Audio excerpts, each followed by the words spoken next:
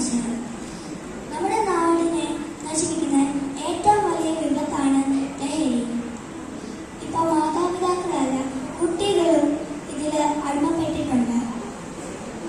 നമ്മുടെ കുടുംബശാന്തി നശിപ്പിക്കുന്നു, നാടിനെ തകർക്കുന്നു, നമ്മുടെ കൂട്ടുകാരനെ കളയുന്ന ഒരു സാധനമാണ് ലഹരി. ഉപയോഗത്തെക്കുറിച്ച് ഏതാനും വാക്കുകൾ സംസാരിക്കുവാൻ വേണ്ടിയാണ് ഞാൻ ഇന്നിവിടെ നിൽക്കുന്നത്.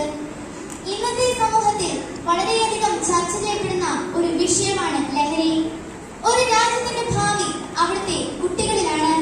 എന്നാൽ രാജ്യത്തിന്റെ ഭാവി തകർക്കും വിധം കുട്ടികളിൽ സുലഭമായി കണ്ടുവരുന്ന ഒന്നാണ് ലഹരി വസ്തുക്കളുടെ അമിതമായ ഉപയോഗം.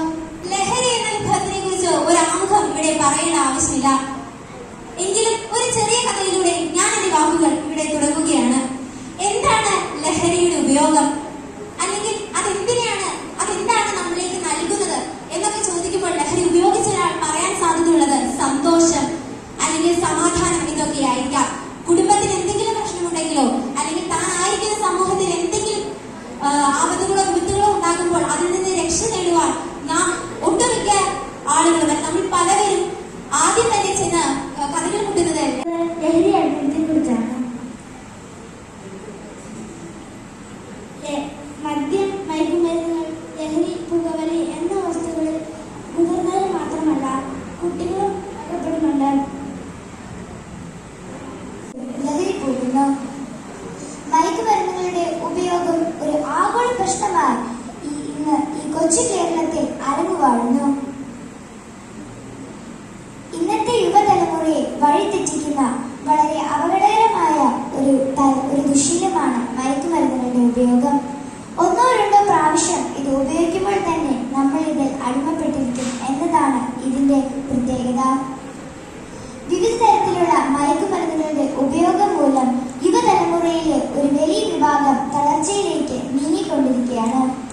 വികസിത രാജ്യങ്ങളിൽ 30% മുതൽ 50% വരെയുള്ള കുട്ടികൾ മയക്കുമരുന്നിൽ അടിമപ്പെട്ടിരിക്കുന്നു എന്ന് കണ്ടെത്തിയിട്ടുണ്ട്.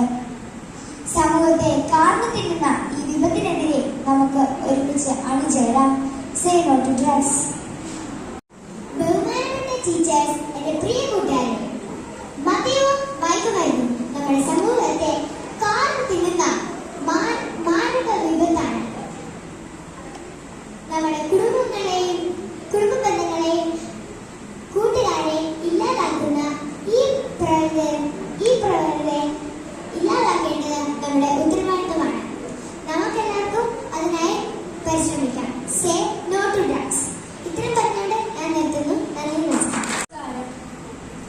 പെറ്റ വയറിന്റെ നോവ് സഹിച്ച് പോറ്റാൻ അരങ്ങുകൊണ്ട് മുറുക്കിയെടുത്ത് കയ്യും മെയ്യും വളരുന്നത് നോക്കി നിന്ന് ഒടുക്കം പ്രായവും പക്വതയും ഉള്ളപ്പോൾ അതേ മകൻ തന്നെ തലക്കടിച്ച് നിലത്ത് വീഴ്ത്തി കൊല്ലാൻ ശ്രമിച്ചിട്ടും ആശുപത്രി കിടക്കി മരണത്തോട് മല്ലടിച്ച നേരവും ആ അമ്മ പറഞ്ഞത് കാല് തെറ്റി വീണതാ സാരയില്ല.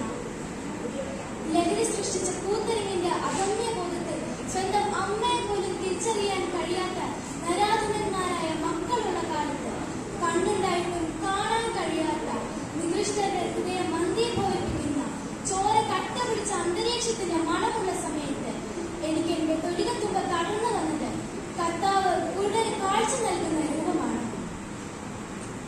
മുഖത്തുള്ള കണ്ണുപയോഗിച്ച് കാണുവാനുള്ള കഴിവ് മാത്രമല്ല ദൈവമേ, തിരിച്ചറിയാനുള്ള കഴിവ് കൂടെ നീ അവർക്ക് കൊടുക്കണേ എന്ന പ്രാർത്ഥനയാണ് മനസ്സിൽ വന്നത്.